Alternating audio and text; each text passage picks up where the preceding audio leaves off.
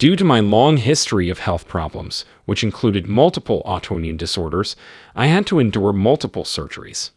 Not only that, but I suffered a broken back that required fusion in the space of 13 months and had 2 heart surgeries.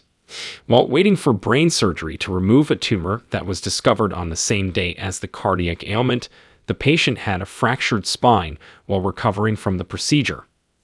I broke my back after falling down half a flight of stairs because the tumor was making it so I couldn't see well and was losing my equilibrium.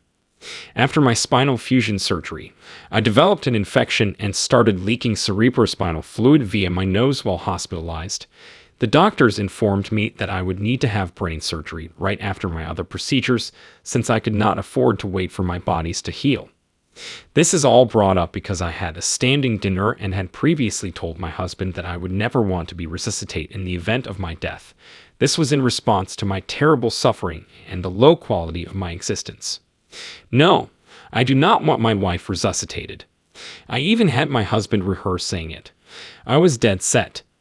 I shouted, "Call Jason," while I was driving to the emergency department. Make a phone call to Jason. Hearing his voice is essential. I am collapsing. I am Jason's mother. I had to say farewell to him immediately. As soon as I stepped foot in the hospital, a chain reaction began. I couldn't get the strength to stand up straight after vomiting so badly that I was dry heaving. A diagnosis of post-surgical hyponatremia was reached after blood tests. My state of semi-consciousness fluctuated. My spouse recognized the phlebotomist who had become a friend from my regular blood draws at the lab the second she arrived to take my blood. She went by Shirley's name. She reportedly drew the blood and her complexion turned pale, according to my spouse. Shirley told him, "I cannot tell you or I will lose my job," in response to his question about what was wrong. In response to my husband's pleading, she produced what appeared to be a water-only vial. It was not crimson, but transparent. A worrying indicator of impending doom was the absence of living red blood cells. It was at some time, though I'm not sure of the exact duration, that I knew for sure that I was going to die within minutes. My best description is the sensation of having a soap bubble blown and left to hover in midair until it bursts. It was as if my cells were exploding all over my body. I was frightened of dying the second I realized I only had 2 or 3 breaths left. Like many others, I've always remarked carelessly that death isn't something I'm scared of. However, I was terrified as I sat on the brink of death. The adrenaline surge I felt was comparable to that felt just moments before a potentially fatal car crash. I felt my breath catch in my throat. Terrified, I froze. Feeling embarrassed of myself and afraid that I was about to die brought on the subsequent humiliation. I was having a hard time breathing, and the sensation was depressing, unpleasant, and overpowering. Neither painkillers nor hallucinogens had been administered to me. Then, when my anxiety, fear, and embarrassment had reached an extreme, I had an experience. Out of nowhere, a hand came down on my right shoulder. I was pulled backwards into itself as the hand delicately grasped my shoulder. This majestic, caring presence enveloped me in its embrace.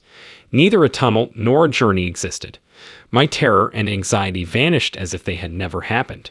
In an instant, I was immersed in this magnificent ocean of vibrant light. Being a part of this ocean makes it so difficult to put into words. It worked its magic on me. There was vitality and nurturing in this bright room. A heavenly presence, which I immediately linked with Jesus, was with me. Being in the bosom of love is the only way I can describe what I've been through. This kind of love is very different from the kind of love that exists on this planet. In this supportive setting, I was able to tap into my intuitive wisdom and gain insight. They assured me that I would be back as there was more work to be done. I was whisked away to the hospital room in an instant. With his head lowered, my husband sat across from my hospital bed. Just above him and to his left was where I was positioned.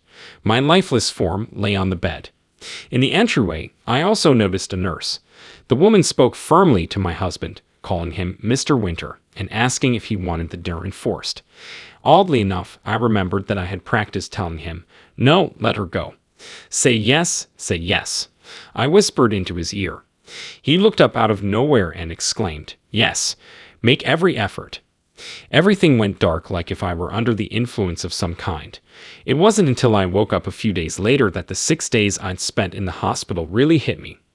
My spouse said that I had gone on and on for days, seemingly having a dialogue with God. There were times after my near-death experience when I knew something with an eerie sense of intuition. I never thought of it as anything I did, but rather as the continuation of a dialogue that began when I was not physically present.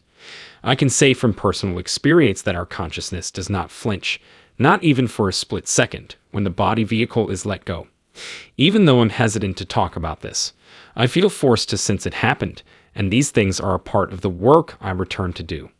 Some of the things that happened are still difficult for my human mind to process. Some of my post-NDE encounters were receiving detailed messages and information from spirits who had passed on and were trying to comfort a mourning loved one. At the mall, I had an encounter with a complete stranger.